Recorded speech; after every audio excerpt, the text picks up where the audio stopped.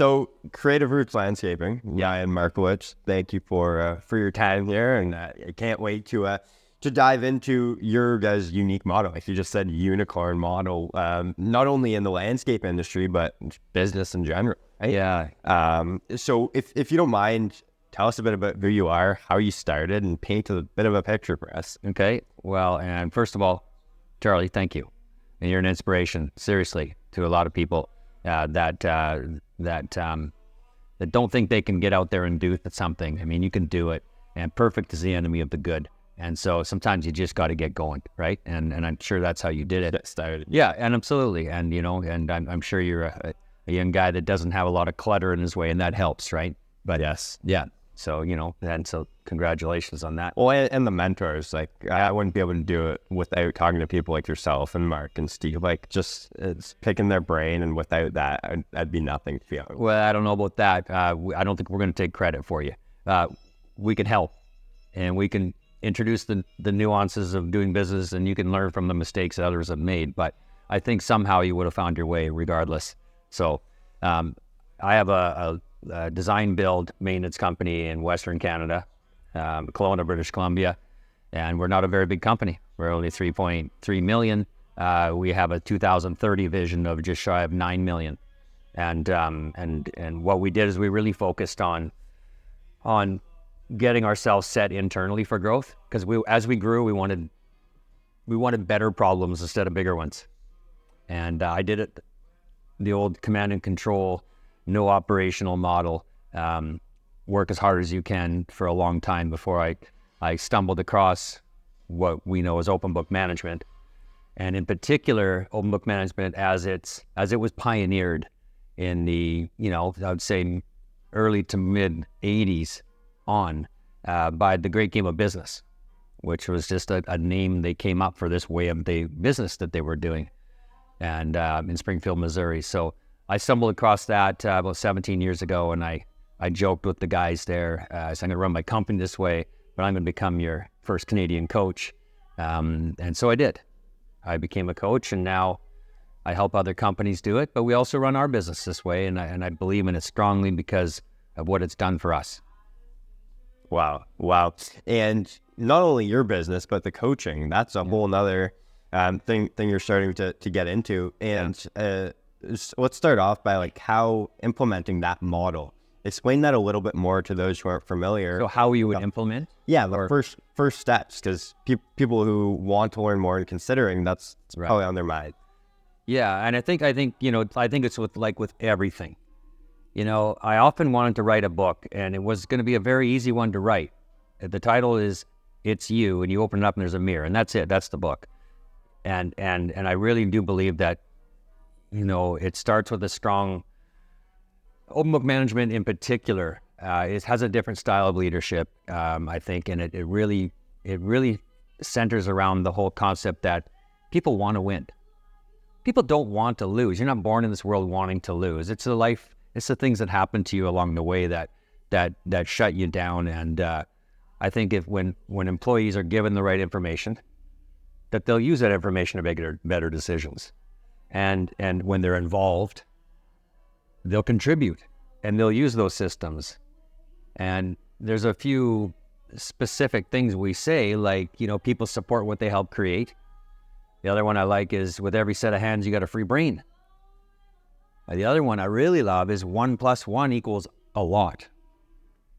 Your core job for an employee is one. Something else that isn't related to the core job.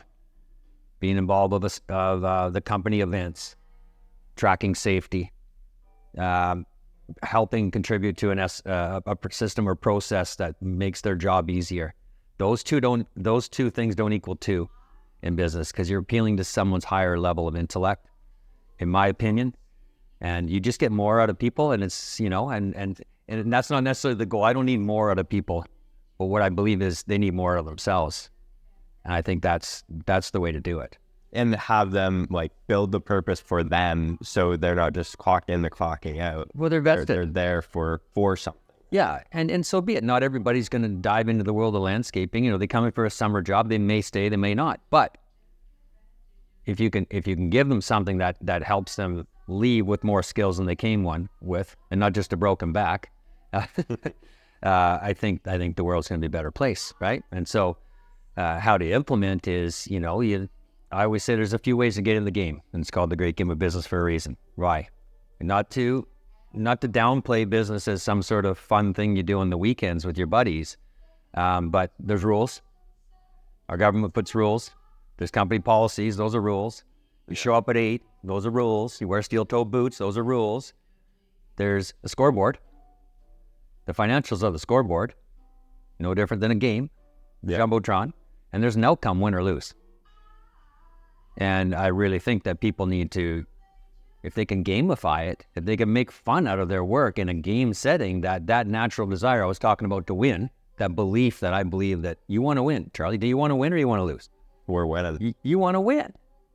Even if you were losing right now, it doesn't change your desire that you want to win. Yeah. You might not know how to win, so the answer to how is yes.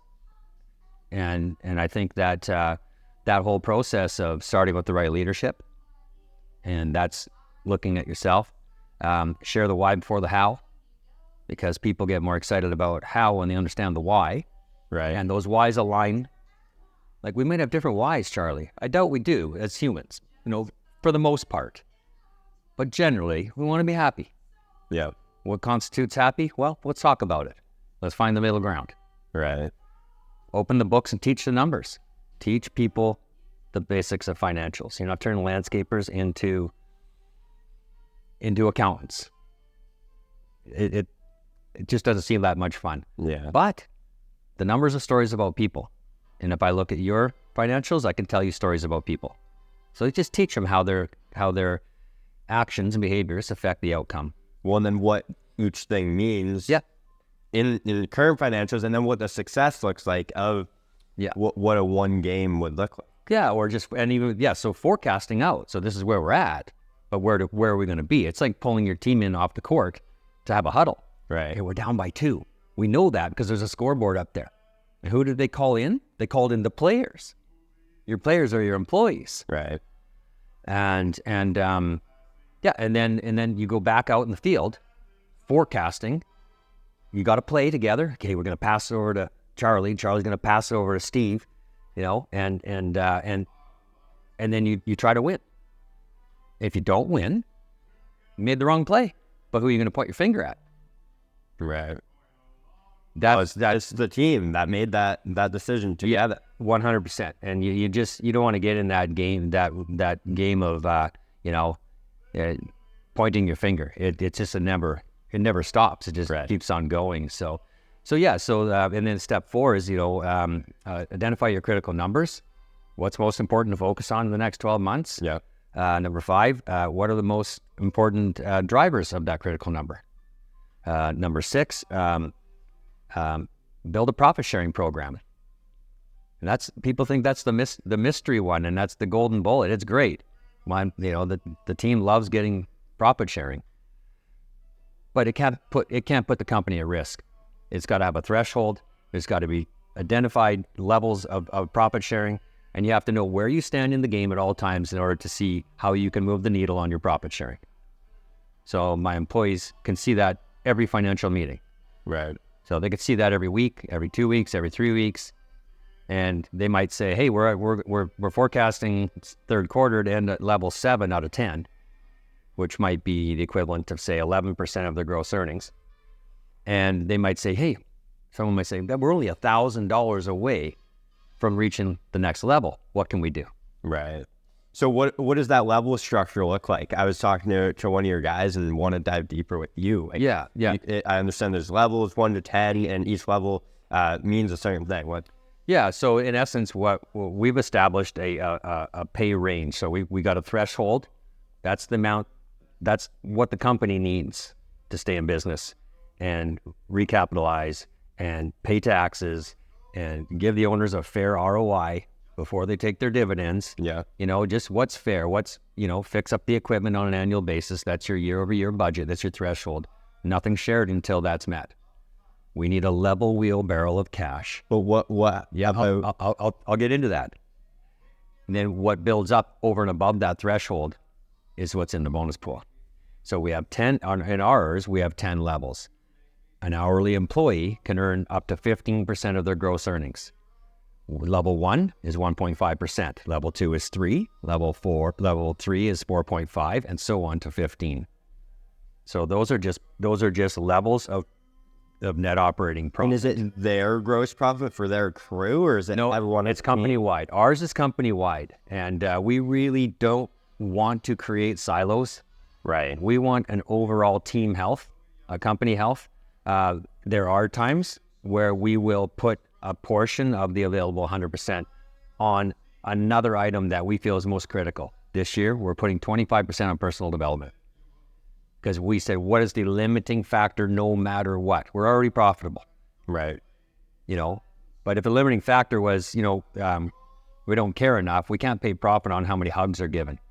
Right? So we said, but we can put a portion of that onto, we have a development program for Charlie. He's agreed, he's participated in building it. And there's 6 items on it for the year, whether it's skill or personal development. And if you do those, you're eligible for that extra 25%. If you don't, you can still participate in the company-wide profit. So it's a way to incentivize just becoming better at what you do. And so what happens when, whether it's you or another someone higher up, and it comes to the decision to invest more in equipment and takes away from the top line, I guess? Okay, so yeah, and that's a really interesting one. Because typically we have that plan in place ahead of time.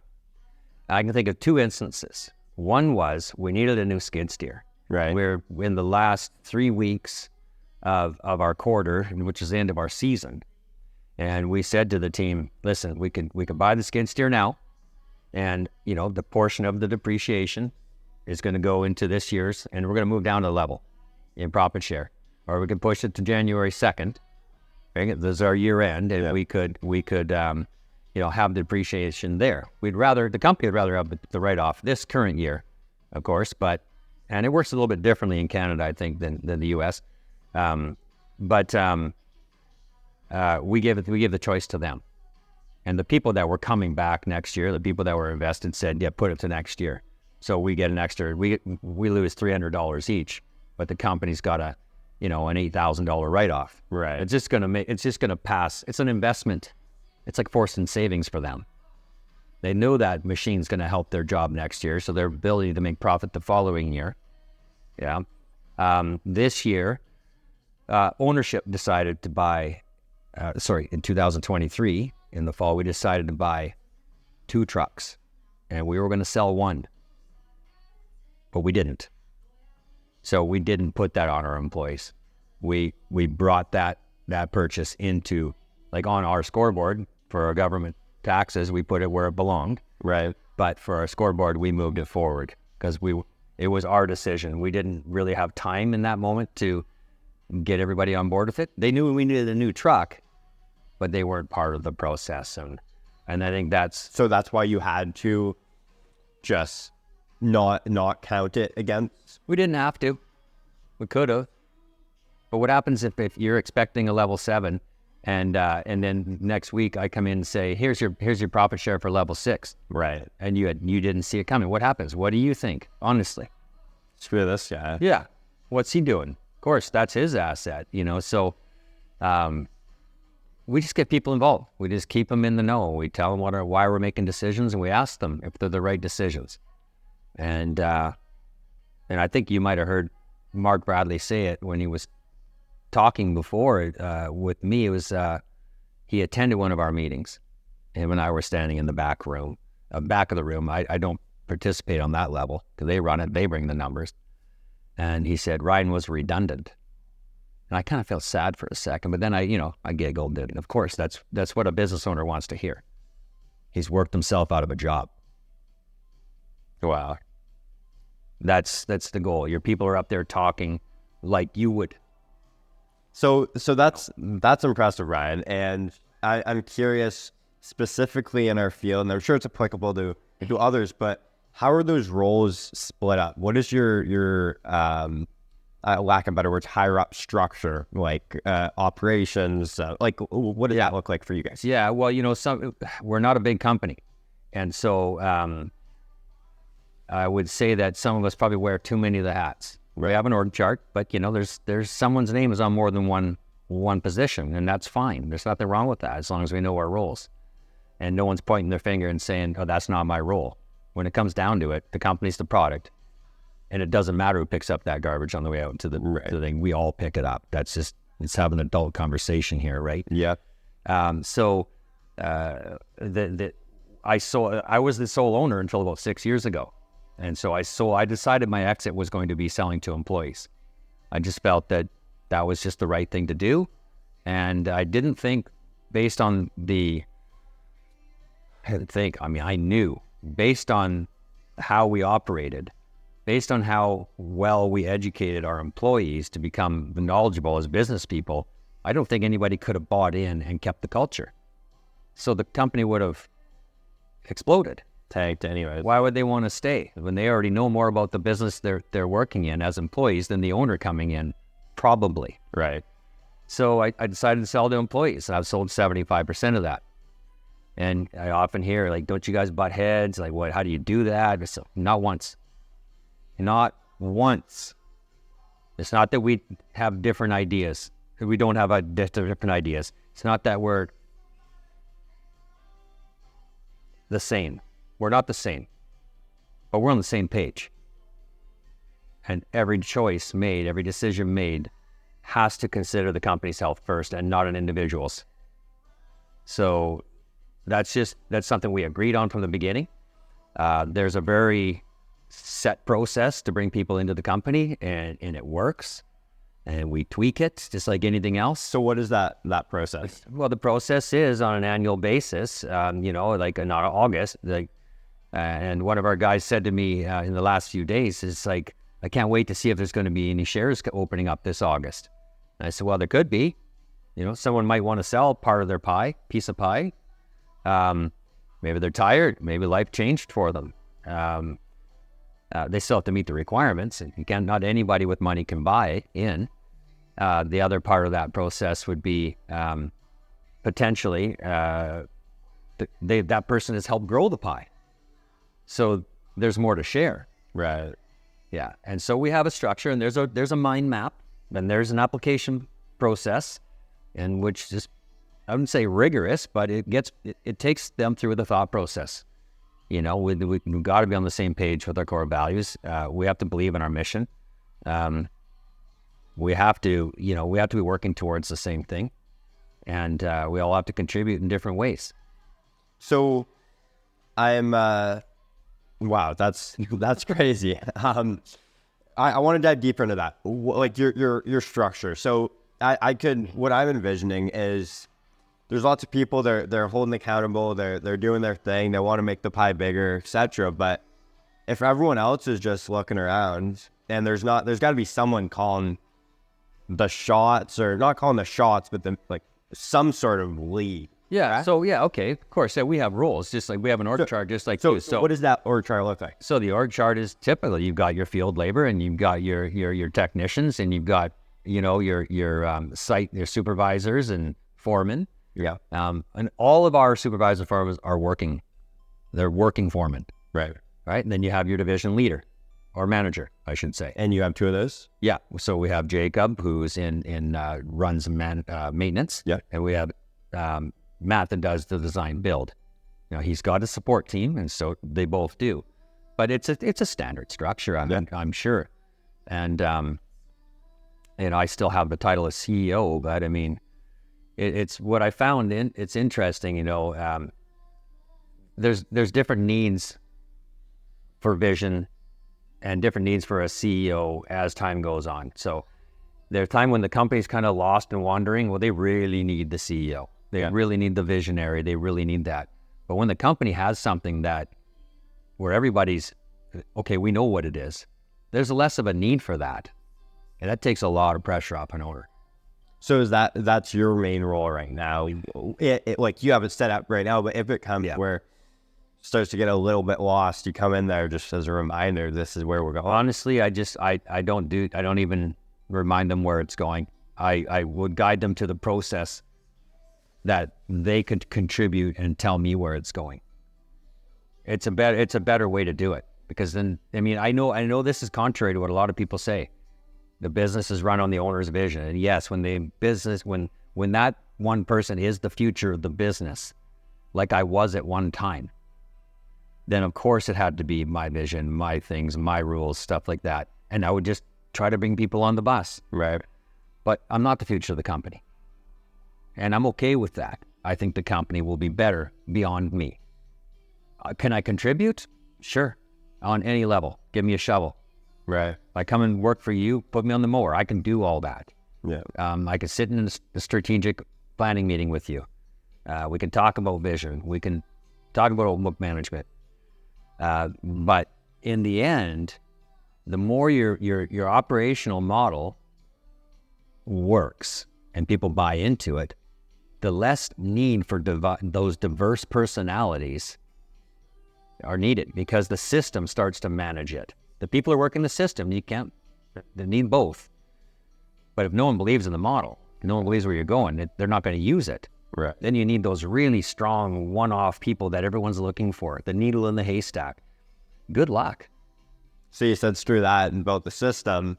Yeah. So it runs with making the vision and what winning looks like clear. Yeah. Correct? Yeah, they define on an annual basis. I didn't set the plan for 2024. I had nothing to do with it. They ran it by me, and that's great. And So what does that look like? Your core group of 4 sit down? No, the entire company. Starts with survey. It turns into an employee-only town hall to review the results of that survey. And no owners? Yeah, no owners in that one. And I don't think we even need to do that anymore, and that's arguable, because we have the walls are gone, right, for the most part. But, people are sometimes afraid to talk in front of an owner, so they will with their peers. We let them have it. Well, and like that example yesterday, like they built the tower the wrong way. Yeah. Like that says it all about real culture. Like it is. That's real. And I mean, I don't know. I don't think I'm intense, but people have told me that. So some people, they're new, they're shy. They are who they are. They don't want to speak up in front of me. Great. Have the town hall, load it up with food, give them an outline, and so they look over those survey results in four aspects. We call it FMOP. It's financial, marketplace, operational, people. That's pretty much covering everything.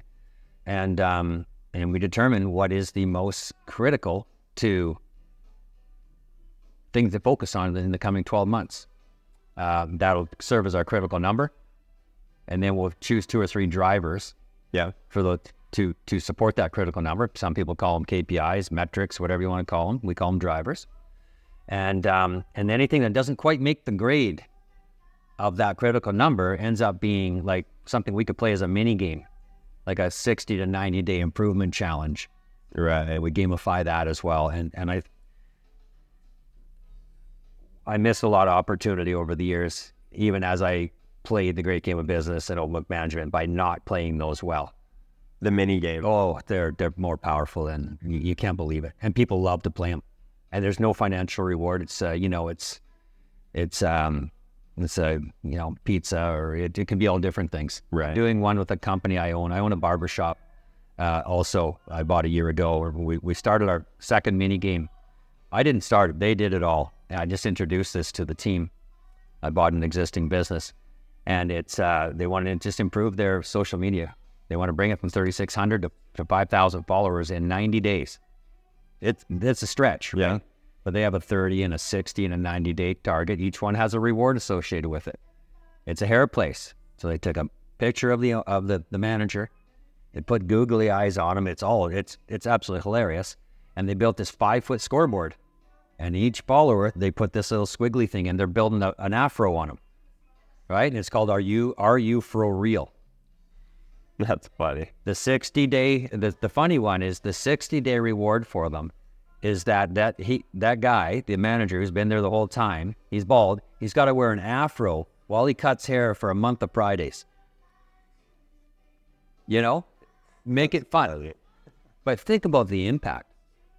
you get that, because that business would really thrive on Instagram, on getting followers. It's just that market. And just the micro, and keep playing those games as you go. Yeah, and that's the thing, right? So but the thing is, once that game is played, you've probably established a behavior in that 90 days that would probably go on in perpetuity.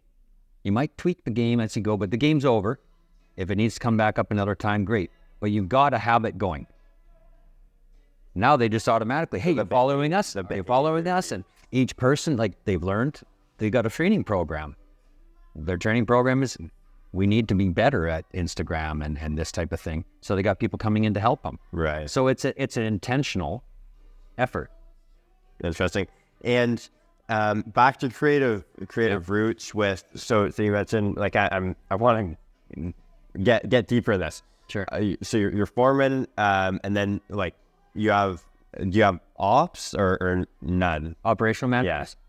Or just... Well, there'd be a division manager, right? Well, you have your division managers on top of your foreman, and then technicians and field labor. Yeah. And then in terms of sales, is it just like a sales guy and admin, or like... No, the sales guys actually reside in the divisional manager. Okay. But we're a unique company, right? How do you find mixing those? It's no problem, because we're never looking for our work. Our projects are big, right? So we're booked up with the team we have for the entire year already in maintenance. Yeah, we can grow, and then we will grow, but that's coming in naturally at this point. And if we were looking for hyper growth, sure, we'd have to ramp it up. But over the last few years, as we worked more on developing our people, we just said, let's just get them developed first. So more order takers or managing the leads, opposed to chasing and cold calling and... Yeah, none of that. Just more managing. Hey, don't forget, we're in a small town, 150,000 people. Yeah. It's an interesting town, because it is literally the playground of all of Canada, right? 120 freshwater lake up the middle. Yeah.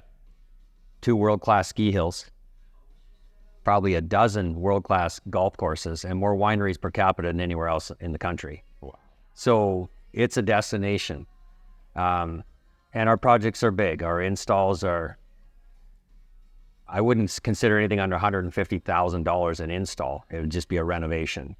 So our projects, if we included the pool portion of it, can range up to $750,000 to $1 million per residence. Wow. And quite often over $250,000. And yeah, like you mentioned, I'm sure a lot of that's just referral based. It's all referral based. There is our clients aren't on Instagram or Facebook. That's not where we get them. That's more on the employee side, and just sharing what we do. Right. Our clients, they talk to each other. They know each other. They've heard of us through the grapevine, and we're not in any magazines or anything. So you make this model sound, so you've really simplified it and figured it out clearly. You're teaching it. You have a whole business around helping people implement it, which is awesome. There's something in you that it wasn't that easy to start. And what was that switch, that flip, where you're like, I'm going to go off on a limb. We're going to try this out, and it might fail, it might work, and it seems to work out really fucking good. Yeah. Right. Well, the thing is, for me, I mean, I knew that when I first read it, it was like, oh man, this is like, it has to be the most common sense and sensible way to do business. It has to be. There's no other way. How can you play a game when your players don't know the game? Like, Charlie, you'll probably run out and do this now. I mean, so I was sold. And I told myself, I can't run it this way. I'm not going to run it. It just doesn't. I don't want to be lonely. Right. If you're lonely at the top, then you're not even at the top. That doesn't even make sense. I don't like that phrase at all. Yeah. How can you be at the top and be lonely? The people on top aren't lonely people. So anyways, I believed in it. And so when it wasn't working, and when I ask a question in a meeting, or we take a survey and I get results, or I hear back from our employees, something them like, how could you have sat here for the last year and still be giving that answer? I don't point my finger at them. I said, oh my God, what didn't we teach them? Right. How, like, we're not delivering this right. They don't trust us enough. Look in the mirror. And I think it's humbling. Yeah, but that's the start of true servant leadership. Taking accountability. Yeah, I always say, why do you help people so much? And it's like, because I'm selfish. It makes me feel good. Right? Why not? Why not? You got to spin it, right? Right. Well, all perspective, like it's huge. It's huge. Yeah. So starting out, like I'm just curious. Yeah. How, like, growing up, and was it post-secondary? Was it out of high school? You're pushing one more, like what? Yeah, no. So I got out of high school and I wanted to move down to the big city, and I did that, and I worked in the photography world a little bit. Yeah. And I worked at in a department store, and then I decided to move back after 4 years there, back to my hometown, and there just really wasn't any work. Time to change, Charlie. Like, you can get a job walking down the street now. You know, we couldn't find any people, but I couldn't find a good job, so I said, I'm going to grab a lawnmower and a truck, and a beat-up old truck. I think we started in an Econoline van. Yeah, go power raking and ram the back of an Econoline van full of grass and see what it smells like after a... At any rate, that was fun times. So, yeah, Charlie, that was it. And just saw an opportunity, and next thing you know, I was fixing paths and tweaking irrigation, and you're learning all the basics. I have no schooling other than my high school. And what the books and what the people and the mentors taught me, I found the real world learning was far better for me. And do I wish I would have had some stuff in conjunction with that? Probably, but I didn't, and here I am. Right. And I'm happy, and I don't worry about my business, and I can participate if I want to and add value. And I spend my winters in Mexico, and my youngest son, who's 26, he's got quite a few years on you already, has joined in as a 30% owner. Wow. And that's brought me new energy. That's awesome. Because he's a good human, and he'll take it further than I ever had. Wow. Yeah. And building legacy, right? It's going to live on forever. Yeah, I see that in you, of like creating the team that's going to go way further than you will. I hope they do. And I know, I don't hope they do. I know they will. They have the system. The foundation's there. When I'm gone, when one way or the other from the business, or I pass away, or who knows, so hopefully someone will remember it. But it is what it is. It's business will be there, and hopefully it serves people. And that's ultimately what it is. It's a promise delivery system. Right. That's what your business is. So you mentioned limited formal education, but yeah, there's I know with this game, not your game, the game of business, and just people eating shit all the time. There's been probably quite a few hard knocks that have taught you some very valuable lessons. Yeah. Do you mind sharing a few, or especially for guys just starting out that can learn from it? In recent years, and I've had a lot of physical issues, herniated disc in my back, both shoulders, I've had surgeries on. I worked really hard physically. And it's funny, someone recently, they keep on recommending I read this book called The Body Keeps Score. And I'm like, I don't need to read it. I read the title. I'm sure they wrote that about me. Because it just makes sense. Your body keeps score, and so does your mind. So, and I think, of course, that brain-body connection is really important to learn about, because, no one gets off scot-free from their behaviors, whether they're good behaviors or bad behaviors, whether they lead to good results or bad results. There's challenges that are associated with what you do. Your words matter, what you tell yourself matters, what you eat matters, trying to lift the rock that no one person should ever lift on his own instead of using two. All those things matter. So those are some of the hard knocks, especially the physical part, right?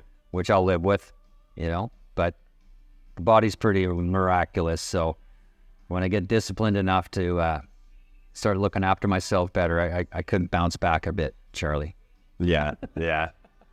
Right on. So the personal development really, that it sounds like your eyes open to the value and importance. Well, I've just been obsessed with it since I was young. You know, when I was 15 or so, my dad gave me, or I didn't think he even gave it to me. They were on his shelf. There was a set of 8 cassette tapes. You know what a cassette tape is? Okay. I'm not that young. Yeah. Well, then there was 8 tracks and, and 45s and all that stuff. But it was a seminar by Brian Tracy, and Brian Tracy's still going. Right. And then I was listening to Jim Rohn, and then of course, Tony Robbins started in Jim Rohn's office. Yeah. And there was Dan Kennedy, and I read all the Napoleon Hill stuff, and I read, all these different things, and I just said, wow, life doesn't have to be the way I grew up. Yeah. I mean, not that it was terrible. It's just, I'm just saying I just believe that you do whatever you wanted. Yeah. You just have to do it. So is one thing Steve mentioned to me this morning is, as long as you keep showing up, you'll outperform 99% of the people. And whether it's perfect or not, just show up and refine it as you go. and I can see that in Steve. Think about the game, how many people try to get in the game he was in. Yeah. Even in his hockey days, that there's a lot of people trying to do that. So you have to show up, and you have to keep getting up even when I couldn't get up. Yeah. It was a big deal. So Ryan, what's next? What's a lot of focus, I'm sure, on the coaching. What keeps you going? You keep me going, Charlie. My son keeps me going. The great people I work with keep me going. Just all the people that believe that tacos keep me going. I love spending time in Mexico, and the sunshine, the insanity. I love the insanity of life, and just, being able to giggle about all the shit that happens to us and laugh it off, hopefully more often than not. And coaching, I don't need to build a big business of it. I need to work with people who subscribe to the notions and the beliefs that I have. Right. And so, if I have a peer group that I'm setting up for the fall next year. That's awesome. A little different peer groups, because it's an actual 12-week course followed by monthly follow-ups for 9 months. Limited to only 12 seats, and no one owner can join by himself. He has to bring a minimum of 2 employees. So one price buys you 3 seats. Right? Because in any business, not just... No, I mean, I could be any business, but I think for this one, we'll focus on landscape. Do non-competing landscapers if that's an issue, because some people don't want to be in the same city and have all their secrets, but open book management's all about not having secrets, so I might be able to convince them otherwise. And so that peer group I'm really excited about. That's awesome. So it's designed not to run in perpetuity. There might be different levels as I expand it. It's designed to teach you how to talk business with the people you're in business with, as opposed to, and that's why you bring your people with you, because we all know holding the boss accountable is one of the hardest things to do. Yeah. The boss might do what he says. He might just put the core values up thinking you have to follow them, but holding him accountable, who's going to say anything to him? Who's going to tell the boss he's an asshole? So that's why I bring other people in. It's other than that, I work with a couple clients every 6 months. Usually I like a 6-month engagement. Yeah. And just going to do some fishing and go to Mexico and go to events and talk to guys like you. And that's awesome. That's awesome. Yeah. Before we wrap this up, I don't want to keep you any longer. I'm sure you want to get back to the pool. Oh, all good. One standard or standard that you kept consistent throughout your career, throughout the cultures you've built, throughout your teams, that's really stood out and contributes to success. The customer comes first. The customer comes first. We don't have anything without it. Even if you didn't make money at that job, the customer has to be the hero. Is that the type of standard you're talking about? Yeah. Yeah. Yeah. The customer has to be the hero. I mean, obviously the employees things have shifted over time since, and they have to come first too. How can they both come first? Hold on a sec, Charlie. Customer and the employees come first. You know, that whole chicken or the egg, what comes first? We could have that discussion for the rest of the day, I'm sure. But that's one that stands out in my mind. They're the ones that put the food on the table. So at all costs, and I'm grateful for that. At all costs, we deliver.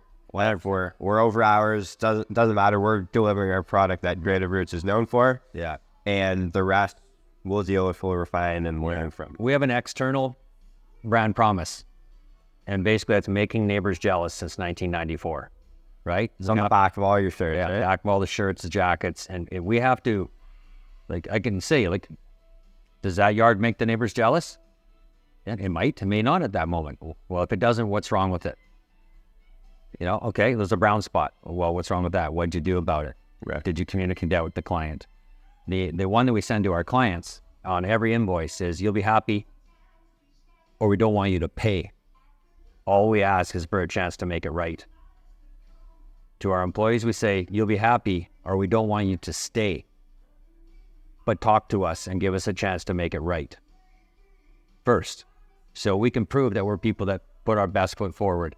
Right. And if we did believe that we put our best foot forward and we tried again and it still doesn't work, it wasn't meant to be. Right. So there's your parting. So you talk about, this is just another question that popped in my head, but talking about not having the walls anymore between the different levels of executives and field staff or whatever it is. And one thing you just said a bit ago was holding accountable the boss. That's what it was. Yeah. Holding accountable the boss. How, like, creating that culture is fairly difficult. Like, it's what has worked for you? Like, a few key things super quick. I struggle with that, really. Yeah. Just ask people to be honest with you. You know, just be vulnerable. And you can tell them, look, I'm going to pull you aside, pull your whole team aside, say, look, I know sometimes I can be an asshole, but you not telling me is not doing you or me any favors. So if you catch me in that moment, I don't know, throw a rock at me, pull me aside, I can take it and teach them how to communicate with you. You know, you can call me out in the middle of everybody, and that would be okay with me. Right. And I might blush, and I might be embarrassed, and I should be, because I did that, but I can take it. You can't do that to everybody. There's a lot of people that don't have that strong sense of self, and they get social anxiety. So you find out at the beginning of the relationships how they like to handle difficult situations or part ways. And so you set that all in. You set it up in advance. Yeah. That's awesome. Yeah. That can be done in the onboarding process. Hey, Charlie, you come to work for me, that's great. Really appreciate that. Look, in a month or two, you know, or whatever, 6 months or a year, you find this isn't place for you, or we don't feel you're a match. What's the best way to tell you? Right. And you tell me. Oh, just tell me, you say. Or, well, you know, handwritten letter. Like, it doesn't matter. It's just you're putting the respect towards the way someone else feels they need to be communicated with. It's awesome. Awesome, man. Listen, let's wrap this up. Before we do, where can people find you? Your coaching, your Creative Root, like. Right. So creativerootslandscaping.com if you want to see the work we do. rmark.ca, which is rmark.ca. That's the coaching? Yeah. That's my coaching website. You can find me on, from there you can link to me from Instagram or LinkedIn. Yeah, I like LinkedIn. I'm getting more and more into that. That's how we connected. Yeah, I've just been kind of, you know, head down, ass up, shovel in hand for so long. I need to get out in the real world, Charlie. LinkedIn's good. I think it's, look me up. Just type it in there, Ryan Markewich, Markewich, or rmark, and you'll find me. Awesome. Ryan, thank you very much. I appreciate it. You're welcome. Good chat. You're welcome.